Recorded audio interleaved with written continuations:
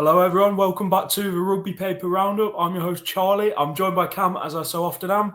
Cam, are you an Argentina fan for this weekend? What's that all about? I knew you were going to bring that up straight away. No, this is the famous Racing shirt that's featured before. Brings out the colour in my eyes. That's the only reason. Definitely not an Argentina shirt. It's a good segue into tonight's game though. Start of the Lions tour. It's always an exciting time. Yeah.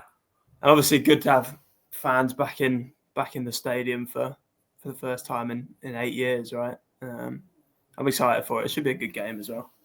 Yeah, it feels like a long time since fans, like you say, 8 years now. That is a very long time. I mean, I was 13 last time there were fans, and look at me now. I'm definitely not 13 anymore. You're weathered now. You are. Yeah, I'm getting on. Well, to be fair, it's my birthday Sunday, turning 22. So, yeah, getting on now. Jesus. That South Africa tour feels like a bit of a blur, actually, doesn't it? It was such a weird one because of the no fans, and yeah, it's good. It'll be definitely good to have them back and have a full proper tour. I was going to bring this up pretty quickly, but I think the decision to not award test match caps for this Argentina game is an odd one. I don't really get the point of it. Why you wouldn't include it as a test match cap or an official Lions cap. I get it's outside the three tests, but it's the fifth best side in the world. It's a full test side. I don't know why you would include it. Someone made a good point the other day. One of Alan Wynne-Jones's caps was against the Barbarians side, so it's not like it's sort of never been done before. Yeah, it's only a little gripe from me, but yeah. Maybe it's something to do with the fact that it's in Dublin, so it's like a home game. Maybe, but I mean, yeah, I don't know. Black and white is the Lions against a test side, and it's not a tier 2 side. It's not anything like that. Only a little gripe. It's not going to take away from the game or anything, obviously, but I just thought I'd throw that in there. Yeah, and I mean, obviously the lineup's out as it's been for a few days. None of the Leinster Bath or the one Leicester Tiger player. So I don't want to say a weakened side because it very much is not a weak side at all. I mean, the back line especially is unbelievable. Slightly thin in the forwards, but still like quality across the 23. I think it will look different come the first test once those Leinster and Bath players come back. Obviously, more Leinster in the forward pack, obviously with Sheehan and the like, and Van der Fleer. As you say, still strong pack though. And we got Aki Pilotu in the centres as well. I did not see that coming. That'll be really interesting, that dynamic. I mean, if you use those two as sort of a battering ram and then let Marcus Smith and Tommy Freeman fly out the back of them. Tommy Freeman in the week has already promised it's going to be, I think he said, fun and dangerous were exact words. So I'm expecting the ball to be thrown around a little bit. I want to see some real attacking prowess from the Lions. I think defensively, always you want it to be, especially first game with a team that hasn't played properly. You want that to be your sort of calling card, and obviously the attack isn't going to flow as perfectly as it hopefully will in game one of Australia. But you want to see the signs that the intent is there, especially with some of the firepower in that back line, and the combination of Mitchell and Finn Smith should know each other well. And then you've obviously got Freeman and Marcus Smith, their England teammates outside. So I want to see some attacking intent. Yeah, no, that's what I was going to say as well. I was going to say I want them to take some risks going forward, because at the end of the day, it doesn't need to be perfect. And I think the main aim of this game is just to get players up to speed, playing with each other, or not even up to speed because they've obviously had a whole season, but get them up to speed with playing with each other, get a few new connections and stuff like that. That's why I was slightly surprised, although I can see the logic in starting Mitchell at scrum half. I thought Thomas Williams was going to get a run in just to try a new halfback pairing with Finn Smith. I mean, obviously it makes sense having Mitchell and Smith together given their club partnership and test partnership. But I thought potentially Farrell would have took a slight risk and just tried to see if Williams and Smith work together. I don't know whether they would or not. It's interesting because you can't fully tell the pecking order, obviously, because of those Leinster and Bath and Ollie Chesham who aren't playing. But there's some positions where you can, even if the first choice or supposed first choice is out, like Gibson Park, who you'd assume to start Test 1. Mm-hmm. I think in Farrell's mind, starting Mitchell means his pecking order at scrum half is Gibson Park, then Mitchell, then Thomas Williams. There's a few other positions where you can have that. He's got Genge over Schoeman. Obviously, you've got Andrew Porter to come back into the mix, who might be the number one. So I think there's some slight pecking order hints you can take from that lineup. Just going back to the attacking intent and stuff like that, the balance will be interesting between getting a win and displaying the style that you want to play.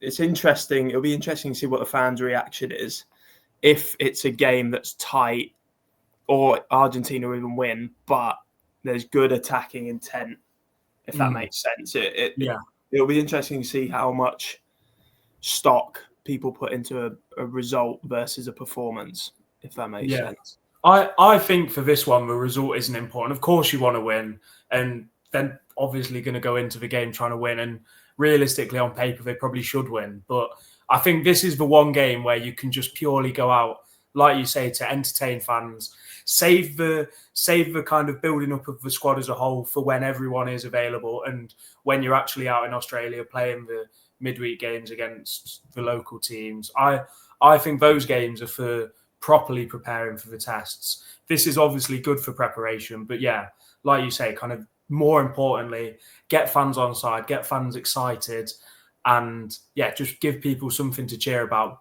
through good attacking rugby. So here's a scenario for you. Would you rather, you got two options. The Lions win, the Lions grind out a 12-7 win. Yeah. Their defense is excellent, and it's a game where they were never really going to lose.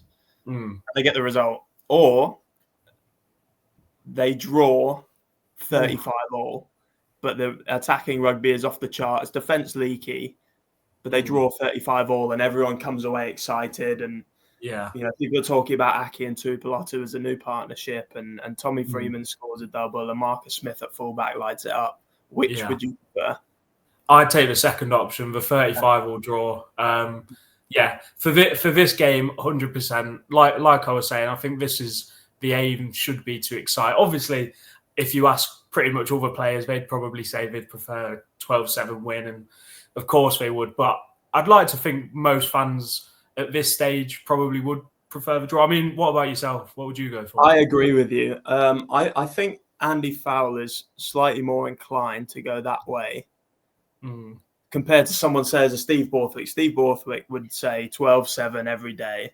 I want a result. I want defense. But I think Andy Farrell is slightly more on the side of he understands this is the first game. It's we're missing players.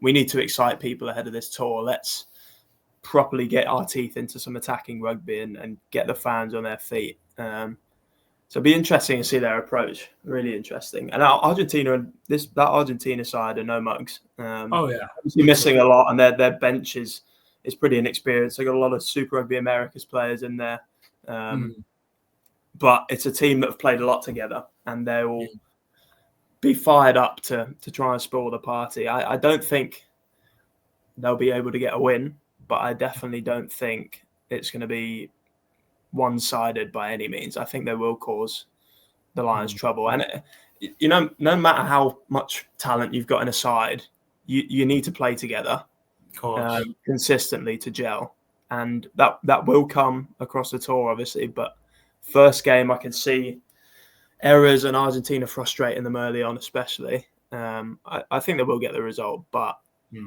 it'll be tighter than people think. Yeah, no, I agree. And I think Argentina, like you say, will come flying out the blocks, hungry from the off. I think they'll lose, right? Exactly. And I think they'll probably falter towards the end with the inexperience off the bench. But yeah, I mean, predictions-wise, I'd go something like 25-15 to the Lions. I'll go similar. Yeah, I'd go similar to that. Yeah. Yeah. And then obviously the other game this weekend, England v France, technically England 15 v France 15. You're showing your French colours with that Racing top on. No chance. Yeah, but obviously, a good build-up game before the tour to Argentina and the USA. 5 uncapped players, and it's a pretty good England squad. It's probably not a million miles away from the squad that will play in the test. A few small changes, but I'd say it's a pretty good side that Steve Borthwick's put out, and it's a very good team. Yeah. It's a really good balance of youth and experience. Not even in terms of age, but in terms of playing on the international stage. You've obviously got the likes of George Ford and Jamie George in there, and Henry Slade, who have a lot of experience between them three.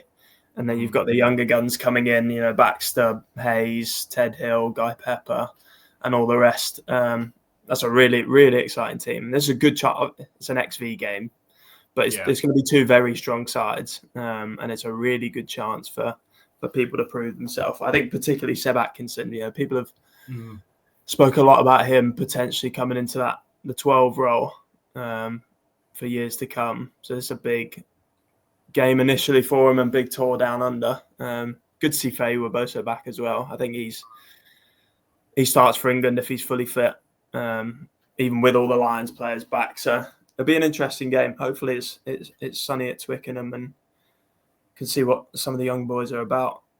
Yeah, and obviously on the Seb Atkinson thing, I actually spoke to him midweek at Penny Hill Park. Cheeky little plug there. He seemed genuinely excited to be a part of the squad, which was refreshing. And obviously players are always going to be excited, but you could really tell from the way he spoke and what he said that he was genuinely grateful to be there. And of course, that's probably how pretty much every player feels. But it's just, I thought that was really nice to hear, and he was pretty honest about that. So I think Steve Borthwick does a very good job of that, sort of not downplaying how important it is or how special it is to play for England and to be named in any sort of squad. And I think that does reflect onto some of the players. So that doesn't surprise me at all, especially given the character that Seb Atkinson is as well. It'll definitely be a good game. Excited to see Tom Roebuck on the wing as well. He'll keep developing, and obviously Tom Willis at number 8. As you say, I think this will be similar to the team that plays in Argentina. That's a very, very strong team. Big fan of it. So it'll be, definitely an interesting game. Definitely.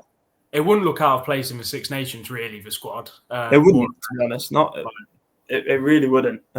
Especially if we're talking 2-3 years' time when some of those 22, 23-year-olds are sort of coming into their prime at 24, 25. It's a really big chance for some of the youngsters. And I mean, score predictions just to finish off. I think England will win. That French backline is proper, but I think England are slightly stronger in the forwards. So I'll go 31-21. Yeah, that was more or less what I was going to say. Something like maybe 30-23 or something. I'd be surprised if England lost, especially at Twickenham. But so that concludes this week's episode. Obviously, as we always say, an exciting weekend of rugby coming up because there's always something going on. There's always something around the corner. There's always something exciting going on. Start of the Lions tour. I'm really excited. Really excited. Next 2 months we're gonna have a Lions game every week, sometimes 2 every week, pretty much. It's a good summer to be a rugby fan. Yeah, definitely. And I'm jealous of everyone in Dublin right now. The Guinness will be flowing already, won't it? Oh, yeah, 100%. But no, thank you. Thank you very much for listening, everyone, and see you soon.